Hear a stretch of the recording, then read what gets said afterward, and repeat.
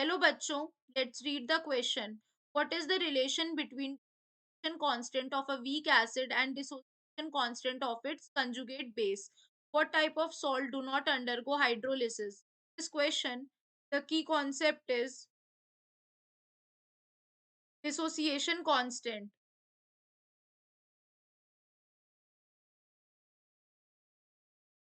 Basically अगर हम बात करते हैं dissociation constant की, तो it is the amount of reactant,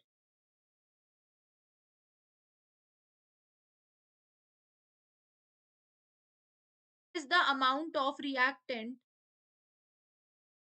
that dissociates reversibly, that dissociates reversibly to form form component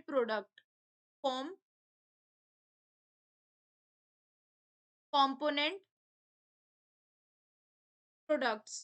यानी कि डिसोसिएशन कांस्टेंट क्या होता है? It is the amount of reactant that dissociates reversibly form the component products. तो यहाँ पर अब हमसे क्वेश्चन में पूछा गया है what is the relationship between the dissociation constant of a weak acid and that of its conjugate base.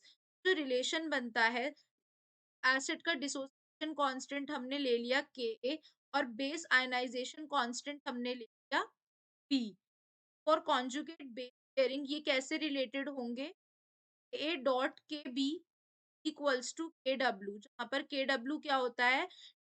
Constant होता है, ऑटो आयनाइजेशन कांस्टेंट कह सकते हैं। इस तरीके से ये आपस में लिंक होते हैं, रिलेटेड होते हैं, ये रिलेशन होता है। अब पूछा गया है कि किस टाइप के सॉल्ट्स होते हैं वो हाइड्रोलिसिस नहीं करते हैं। Now we have to tell that.